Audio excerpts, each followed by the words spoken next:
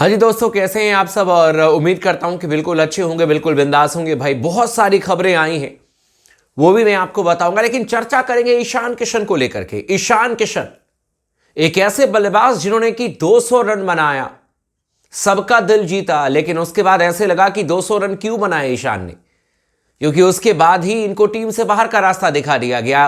Team में थे तो खेलने का मौका नहीं मिला।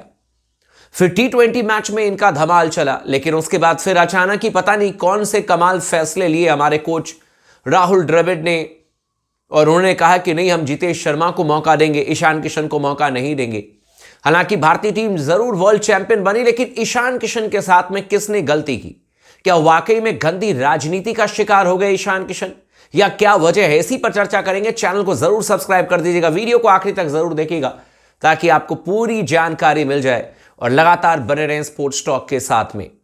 इस समय एक खबर आ रही है, जो कि मैं वीडियो की शुरुआत करूं उससे पहले मैं आपको बता दूं, पैट कमिंस को लेकर के कहा जा रहा है कि हो सकता है कि पैट कमिंस चैंपियंस ट्रॉफी ना खेलें। ऑस्ट्रेलियाई टीम के कप्तान पैट कमिंस हैं और वर्ल्ड कप जीत चुके हैं। इसके अलावा वर्ल्ड टेस्ट चैंपियनशिप का खिताब जीता है, अभी बॉर्डर गवास्कर ट्रॉफी जीत चुके हैं। लेकिन खबर आ रही है कि हो सकता है कि न्यू बॉर्न बेबी के लिए वो हो सकता है कि चैंपियंस ट्रॉफी में ऑस्ट्रेलियाई टीम की कमान ना संभालें और ना खेलते हुए नजर आए।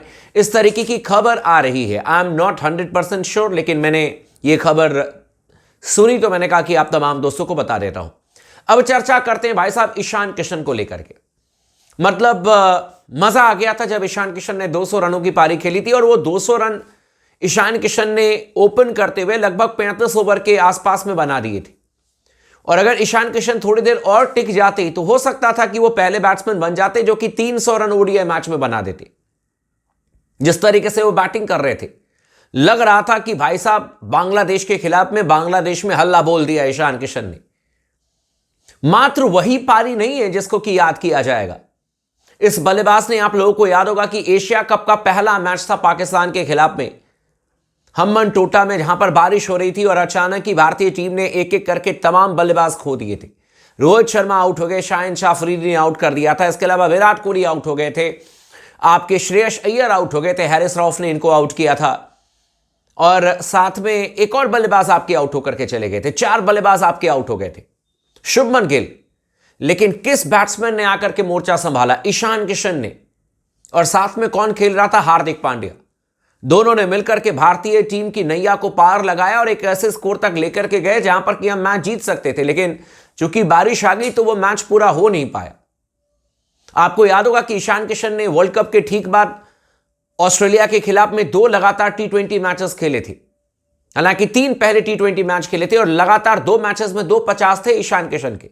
जोरदार बैटिंग कर रहे थे ईशान किशन, लेकिन अचानक ईशान किशन को बाहर बिठा दिया गया। 2 लगातार 50 करने के बावजूद भी ईशान किशन को बाहर बिठा दिया गया। मतलब इंडियन क्रिकेट में इस तरीके के फैसले किसने लिए भाई? और मैं आज भी ये सवाल करने की कोशिश कर रहा हूं, आज भी ये जानकारी हासिल करने की कोशिश कर रहा हूं कि 2 50 back to back Ishan Kishan ने किए थे ऑस्ट्रेलिया के खिलाफ 2023 में, जब 5 T20 मैचेस की सीरीज थी और सूर्य कुमार यादव को कप्तान बनाया गया था। और अचानक ईशान को ड्रॉप करके कहा गया कि हम जितेश शर्मा को इसलिए खिलाना चाहते हैं क्योंकि हमें एक ऐसा विकेट कीपर चाहिए जो कि मिडिल ऑर्डर में वर्ल्ड कप में खेले, मिडिल ऑर्डर में यानी कि मध्य क्रम में आकर के खेले, और उसके लिए जितेश शर्मा को हम तैयार कर रहे हैं। यह लॉजिक दी गई। लेकिन जब वर्ल्ड कप आया तो सीधे आपने ऋषभ पंत को खिलाया वर्ल्ड कप में। और ऋषभ पंत को खिलाया तो उसमें कोई गलती नहीं थी, चलो आपने खिलाया, लेकिन ऋषभ पंत को आपने किस नंबर पर खिलाया? 3 नंबर पर खिलाया। ईशान को आपने यह कहकर के बाहर कर दिया कि हमें मध्य क्रम का एक बल्लेबाज चाहिए जो कि 5 नंबर 6 नंबर पर आकर के T20 में बैटिंग करे हमारे लिए। और आपने ऋषभ पंत को खिलाया तो आपने ऋषभ पंत को 3 नंबर पर बल्लेबाजी करने के लिए भेज दिया। यह कहां से मतलब आपने इंसाफ किया ईशान किशन के साथ में? यह कैसा इंसाफ है? किसने यह फैसले लिए? कोच राहुल द्रविड़ के ये फैसले हैं, या कप्तान रोहित शर्मा के ये फैसले हैं, या चीफ सेलेक्टर अजीत अगरकर के ये फैसले हैं, या जिसका भी ये फैसला है? लेकिन ये फैसला तो भाई फैंस के लिए पूरी तरीके से जस्टिफाई तो करता ही नहीं है। ये तो हो गई कि भाई आप कहते कुछ हो करते कुछ और हो।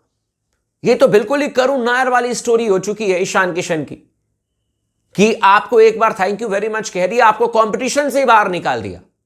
मैदान भी मेरा, मैं ही भागूंगा, मैं ही चैंपियन बनूंगा, मैं अपना प्रचार करूंगा और मैं ही वर्ल्ड रिकॉर्ड बनाऊंगा। ये वाली हिसाब किताब हो गई ईशान किशन के साथ में कि भाई आप रहो ही नहीं मैदान में। यही मामला चल रहा है इस समय।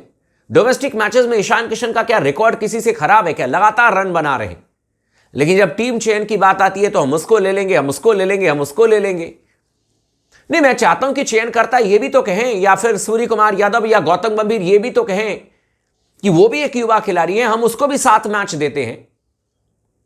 क्या अगर कोई दूसरा विकेट कीपर बल्लेबाज 200 रन ओडीआई मैच में बनाया होता तो क्या ये ड्रॉप कर पाते?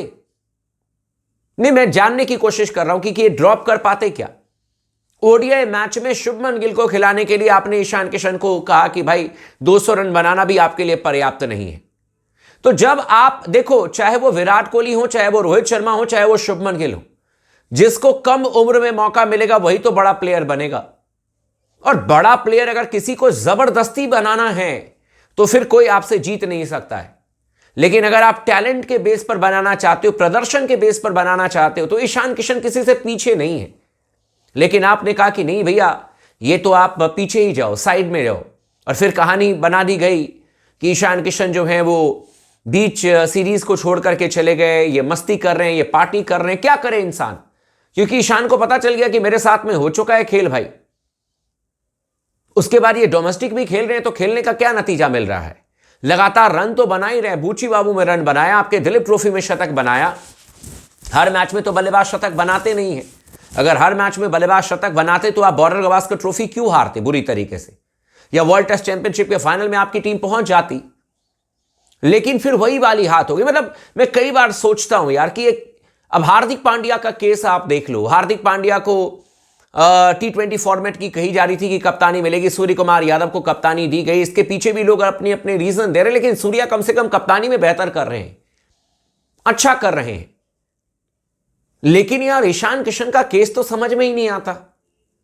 लगातार एक लड़का प्रदर्शन कर रहा है, कम उम्र का लड़का है, विकेट कीपिंग नहीं तो आप ग्राउंड फील्डिंग करके देख लो उसका। ग्राउंड फील्डिंग क्या शार्प करते हैं ईशान किशन, क्या डाइव शाइव लगाते हैं, क्या हम सब ने नहीं देखा है? हम सब ने देखा है। तो उसको मौका दोगे तभी तो यार मौके को भुनाएगा। और जब मौके को भुनाता है तो आप कहते हो कि भाई तुमसे गलती होगी, तुम बाहर हो जाओ। 200 रन किए तो बाहर कर दिया आपने, खेलने का मौका नहीं दिया। वो कहता रह गया कि भैया मुझे खेलना है, भैया मुझे खेलना है। लेकिन नहीं भैया, कुछ नहीं हुआ। यहां पर किसके कहने से ईशान किशन को बाहर किया गया, और क्यों ईशान किशन इस समय टीम से बाहर ही है? बाकी प्लेयर के रन बने ना बने वो टीम के साथ में होंगे। अगर एक बंदा रन बनाया जा रहा है तो वो टीम के बाहर है। इस पर कम से कम चयनकर्ताओं को जरूर सोचने की जरूरत है और समझने की जरूरत है कि भाई वो भी युवा खिलाड़ी है, कब तक वो टीम से बाहर रहेगा? किस बात की सजा दे रहे हो आप? 200 रन बनाने की, या लगातार 250 करने की, या अपने डेब्यू मैच में रन करने की, किस बात की सजा आप दे रहे हो? मुंबई इंडियंस से अब वो सनराइजर्स हैदराबाद में चले गए। अब एक ही रास्ता है कि बस आप खेलते रहो और बाकी ऊपर वाले पर यकीन करते रहो कि आज न कल मौका मिलेगा। और जब मौका मिलेगा तो रन बनाने के बारे में सोचेंगे। ना टेस्ट में, ना ओडीआई में, ना T20 में, तीनों जगह से पत्ता साफ ईशान किशन का। मतलब कंटेंडर भी नहीं छोड़ा इन्होंने। और इसके पीछे क्या क्या वजह हो सकती है सबको पता है। बाकी आप लोग भी चैनल को जरूर सब्सक्राइब कर लीजिएगा, वीडियो को लाइक कर लीजिएगा, और कमेंट सेक्शन में जरूर कमेंट करके बताइएगा कि आपको क्या लगता है। थैंक यू वेरी मच, और लगातार प्यार देते रहें।